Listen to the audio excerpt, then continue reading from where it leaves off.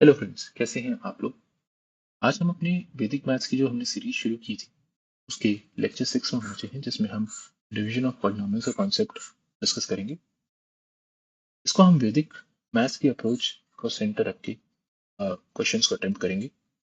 हम कॉन्सेप्ट समझेंगे, एग्जांपल्स को देखेंगे और कुछ प्रैक्टिस क्वेश्चंस को भी अटेम्प्ट करेंगे। मेन पर्पस इस पीपीटी का रहेगा to understand the division of polynomial. हम दोनों मेथड्स को एक बार देखेंगे, ट्रेडिशनल और वैदिक मेथड। दोनों से हम क्वेश्चंस को सॉल्व करने की कोशिश करेंगे और फोकस हमारा वैदिक वाले मेथड पे ही होगा। तो लेट्स लर्न वैदिक approach and solve the polynomial division quickly. Idea यही रहेगा कि आप कॉम्पिटिटिव एग्जाम में जो आपके क्वेश्चंस आए उनको तेजी से सॉल्व कर लें। What is polynomial division? तो पॉलिनोमियल डिवीजन अगर आप सीधे शब्दों में समझें तो अगर एक fx एक पॉलिनोमियल आपको दिया हुआ है ax n plus B X N minus one up to c, और आपको एक पॉलिनोमियल दिया हुआ है लेट्स से qx जो कि है d x m minus one plus e x m minus two up to let's say k, जहाँ पे यहाँ पे n is greater than n is greater than m, right. n is greater than m।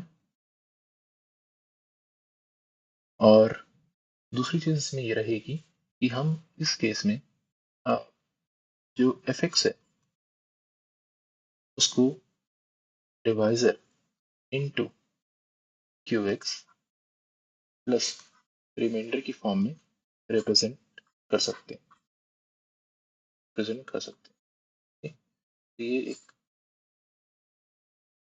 Point हो गया। अब इसमें remainder zero भी हो सकता है, राइट। तो ये डिवाइजर और रिमाइंडर होते क्या है इसको एक बार समझ लेते हैं, एक एग्जांपल के थ्रू समझ लेते हैं। फॉर एग्जांपल अगर आपसे कोई बोले कि 73 डिवाइडेड बाय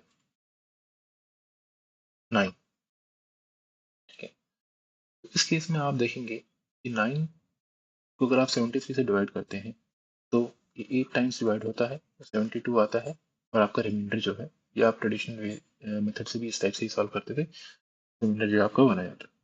तो आप 73 जो कि हमारा नंबर है उसको किस तरीके से रिप्रेजेंट कर सकते हैं?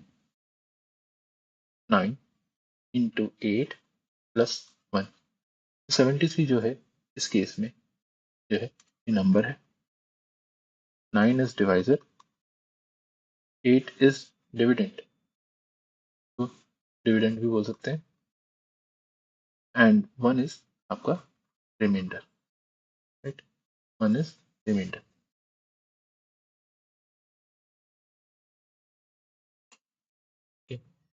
नेक्स्ट, तो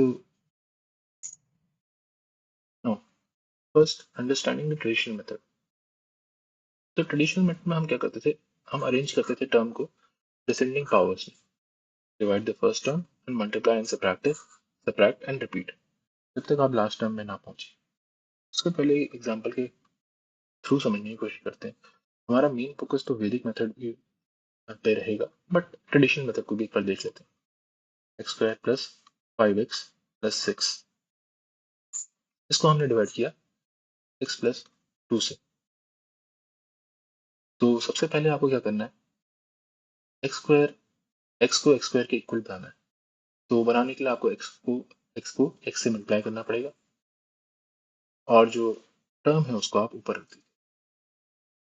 इसको यहाँ पे 2x से मल्टीप्लाई करेंगे, x को 2 से मल्टीप्लाई करेंगे 2x हो जाएगा, और इस टर्म को सब्ट्रैक्ट कर देंगे। जो ट्रेडिशनल आप मेथड आपको पता ही है, इस टाइप से प्लस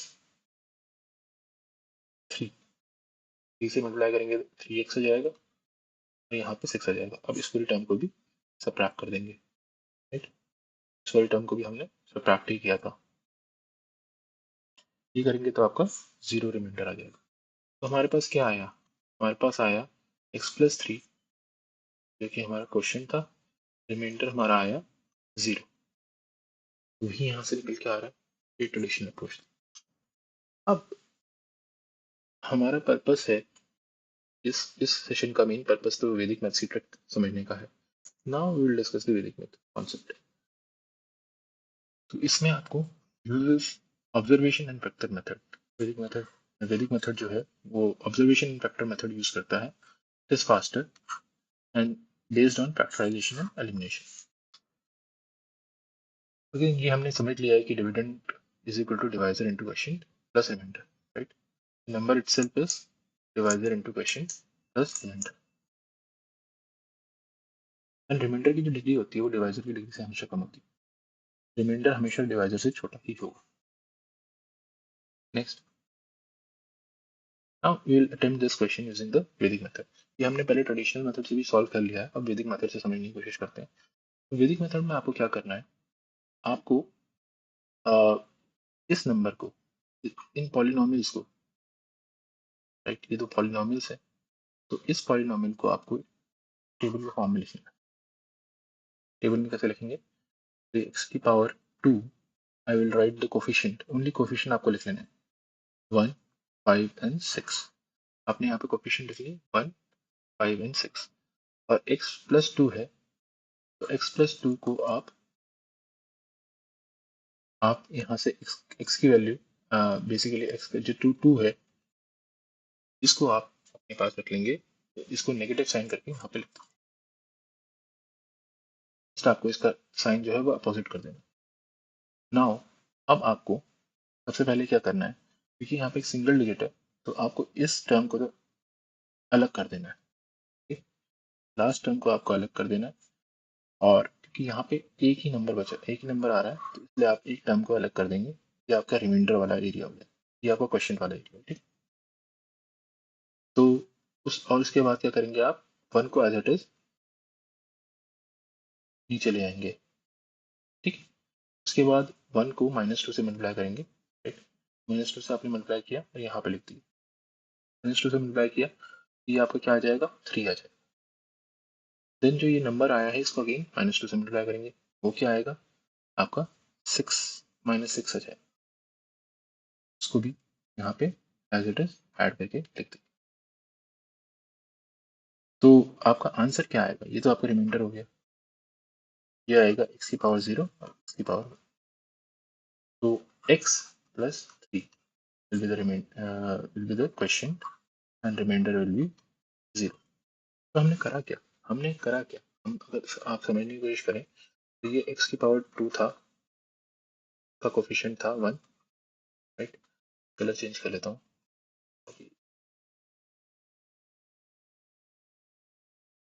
ये x की पावर 2 था, का कोफिशिएंट 1 था, राइट। देन आपके पास x था, x का कोफिशिएंट क्या था 5, और 6, तो x की पावर 0 का कोफिशिएंट क्या था 6। तो आपने इन तीनों को ही लिख लिया। फिर आपने बोला कि क्वेश्चन में सिर्फ एक ही टर्म है, सिर्फ एक ही टर्म है, सॉरी, डिविडेंड में सिर्फ एक ही टर्म है 2, उसको आपने -2 करके लिख दिया। अब -2 को आप इन टर्म से डिवाइड करेंगे, लेकिन सबसे पहले आप क्या करेंगे, जो फर्स्ट टर्म है तो as it is carry down कर देंगे, वो नीचे आ जाएगी, 1 एज इट इज नीचे आ गया। उसके बाद आपने इस नंबर को -2 से मल्टीप्लाई किया, 1 इंटू -2, इन दोनों टर्म्स को ऐड किया और नीचे जो आंसर आया उसको लिख दिया, जो यहाँ पे 3 आया था। देन 3 को -2 से मल्टीप्लाई किया, राइट, -6 को आगे इस वाले एरिया में लिखा,